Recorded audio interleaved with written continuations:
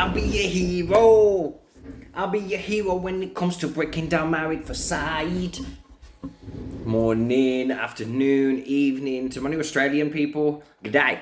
I'm Adam Light, Married at First Sight, breaking down the UK one, moving on to the Australian, and looking for the real in the reality. Today, as always now, I'm catching up with these people, so I've got a little bit of insider knowledge. I've got some new friends out of this. It's really sweet, including yourselves probably. People I speak to about maths are loving it. But we are going to find the real in the reality. We're going to break down Married at First Sight, where we're at so far. We got a little bit of a sneaky peek on a production, the way production played something that just wasn't true. Tom's not happy. And then we'll also have a bit of a new kind of feature from our side, which is we've got Channel 4's permission. We're going to show some of their show from this just gone Friday. And there's, for me, something really, really clear that I think we'll all agree as body language is someone that therefore is clearly lying. And then I plan to do some things on some different people moving forward as well, where we can learn the real in the reality as well. And these guys give more away than they would want to admit. So, Adam Light, Married at First Sight. I'm going to be so annoyed when I'm doing a reality show that doesn't rhyme with my name. So, delight, tonight, ignite, kryptonite. Okay, so where do we go? Where do we start off with? Well, let's start off with George and April. This week generally was just everyone went to meet the homestays, meet the folks. They then would have, of course, the commitment ceremonies, the dinner parties. We're going to talk about quite a little bit of the week as a whole here, and a few disgusting things, if I'm honest. And of course, there's always options for clever editing, but a few situations that, again, I think we can all learn from. Starting off with George and April. This is like it came across as the reinforcing mum. I don't know whether you saw this. April's almost asked for help in relation to, look, how do I handle these trust issues? And the mum is just Team George, which again is really sweet. He looks like he's from a beautiful place, beautiful area, well accomplished. There's still so much more to there. Like Adrian had so much to say. I really need to see that footage of what Adrian. It's coming across like the wise old Adrian isn't he, of the group, and what he had to say on when they were on the sofa. He'd had enough and was like, I'm just gonna blow this whole drama situation with a whole truth bomb. Just unfortunately he was cut off by the experts, probably because of the fact that probably would have been the end of the season for those guys. Anyway, so George and April over these last week, she's done really quite well. I'm still not a fan of hers, if I'm honest, and I still think there's so much more to come in relation to that. But I don't know whether there's a conversation there about them. I don't know. There's something that's going to make us all go voila in a moment when something comes out on them. But what that is, I wouldn't even know to speculate. So, good luck to them is always the thought. But I don't think they believe that themselves. So, we'll see what happens. But yeah, she asked Georgie's mum for help and was shut down. So that was quite entertaining to watch. Just basically, pull your finger out, April. That was kind of what she was told to do. So, Keisha and Kwame, my gosh. These guys have gone from nothing to where they're so good they're going to leave. They're ready to fly the nest. They're ready to go and move in together just secretly where no one asks them no questions. And Keisha has, again, put stay. Kwame is ready to leave, and they've had to go to his house where he hasn't let her in the house. As far as he's concerned, she can stay somewhere else. He's going to jam at the house. This says it all, doesn't it? Where's he at? Like, where's he at with this? He's nowhere with it. We could have said that from like the wedding night where he's joking about her jumping on the sofa. He was half joking. If she'd have said, I'll jump on the sofa, I think it'd have been like, what a win. And then been happier married guy. But I still think it wouldn't have worked out. The only thing I will say is I love the way these things work. Like, you got to understand the difference between the man and female dynamic. Think now, Kwame could go back. Obviously, all his friends were there, but Kwame could easily now go back, say to all his friends, you should have heard what she said. Should have heard what my girl said. I'm out there with me, introduced her to my homies. She said there about she can get all types of willy looking at my friends, or then saying X, Y, and Z. Who would look like the crazy one? Yet we can see the whole reality of the situation. So again, bear that one in mind. Sometimes there's a couple of sides. Adrian and Tom. Adrian, bless his beautiful, calming, still behaviour. The only thing I would say there is I don't know how he feels. So even at this point now, I'm like, I don't really know how that guy feels. So where is he in the relationship? Is he happy? Is he sad? Is he just still too much? I don't know. So again, it's like, it'd be interesting to know. Same with Tom, to an extent. He seems like, okay, I'm warming to him. I like that he's quite supportive, but I don't know, there's a disconnect there when they should be the strongest couple. Tom did so well. It was like return of the bad boss from your first ever challenge, like, you know, that crazy boss, and you've got to return and have a conversation with that boss again. My gosh, was she still making it all about her, but she even had a smile on her face at the end, and Tom was clearly on his best behaviour, so that was really, really good. That shows how much he's into this and into to Adrian and progressing. So again, that's really, really sweet. Could he have selected his words better in a few of those situations, in the yurt and the dinner party and the commitment ceremonies? 100%. I think it's one of those, he feels away for sure, and therefore when you feel away, you for sure want to say something or do something to right that wrong, and I think that's where he's found himself in.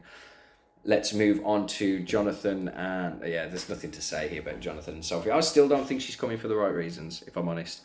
But now he's just throwing himself on a sword, then taking himself off that sword and throwing himself back on it again.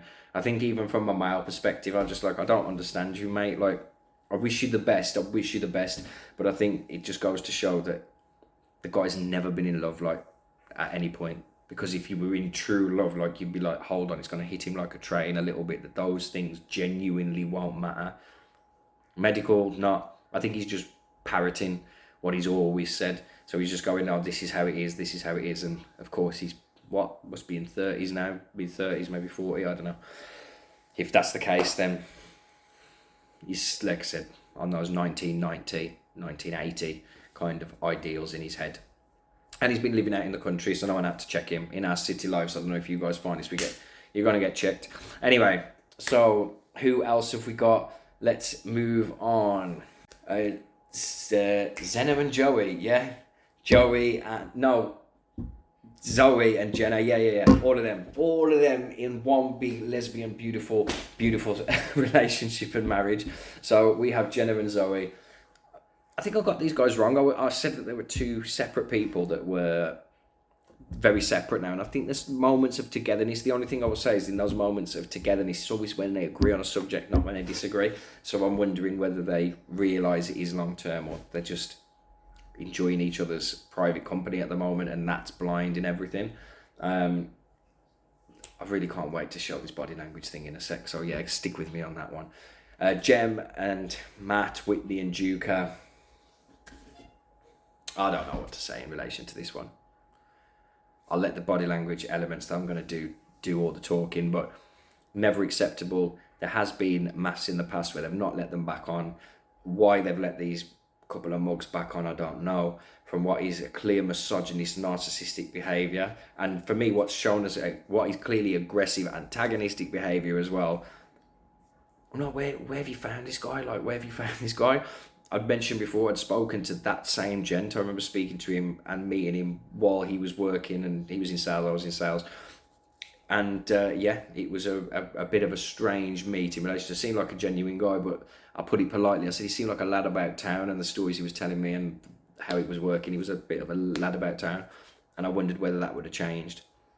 No, I don't think. I think he's maybe his respect for different species is probably lower than it even was then. So good luck to those guys. They rarely last.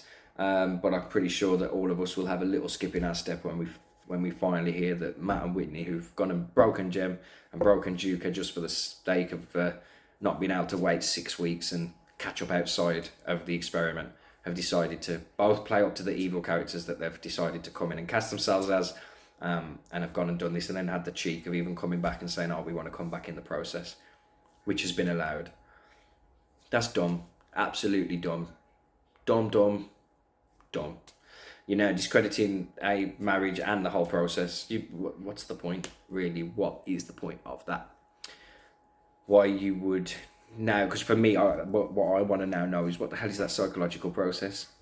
This looks to me like 3 questions. Do you like people who are attractive? Yeah. what do you do? And if they've got anything similar, brilliant. That means that you should get married. And yeah, what are you looking for? And then they'll half look at that. But there's no psychological process. And then, of course, immediately, Matt and Whitney, we found you are such a good match. You are such a good psychological match. We can't deny it. Yeah, you freaking can. Because they're not a great match. She's just a miserable rat thing. And he's just a miserable mat thing. Like, I don't understand. Like, there's nothing there about a match. I mean, maybe if she had like a tattoo of a pan on her face and he has the knife, she has the pan, you'd be like, what a match. But anyway, certainly a frustration for me, but it is what it is. They're going to do what they're going to do and we'll do what we got to do. So I'm hoping you'll be able to kind of see where I'm going with this. And then straight after this, I'll release the little Tom story in relation to him storming out, and a big storm out. There was nothing more than he was given absence of leave. But more importantly, we're going to go to this Whitney body language first. So,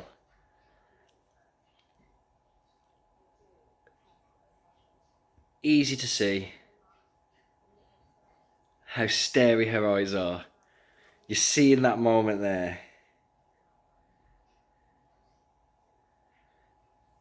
You can just see in that moment there how she's something called blink rate. She starts blinking like mad. And the reason for that, great opportunity for us both to take, it's because she's lying through her teeth. What we can. Watch it, very starey. Move forward in the best possible way. I'm intrigued to see what the experts think about us in terms of she never blinks. compatibility. I mean, they've helped me massively to get to this point where I can like be open with you. The Whitney that first came in versus Whitney now, I am different. She's and so that annoying. is because of the experiment. She's more annoying now.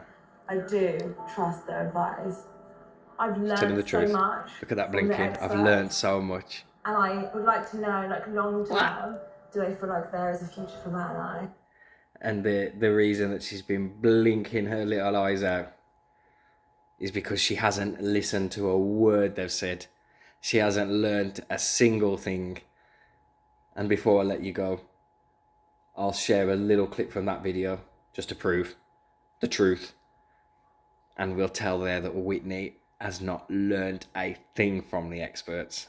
She's thankful to them, clearly, but she hasn't feeling that she has not learned anything from them. See you tomorrow night where we all start again. Can I just say something?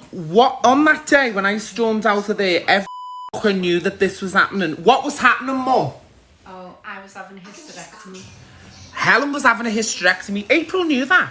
So did George, and they decided to call me out. So I'm not causing any argument with anyone, but they fucking knew. Okay? That's why I kept walking out. Okay? Furthermore, the reason for the hysterectomy, Mum, was... Oh, to see if I had ovarian cancer, and that was the only way they could find out, by removing everything and then doing the tests. And April knew, Whitney knew, George knew, everyone knew. And they still done that to me, knowing fully well that it was her that spread the fucking lie. And she's sitting there, tiny tears, constipated face, lying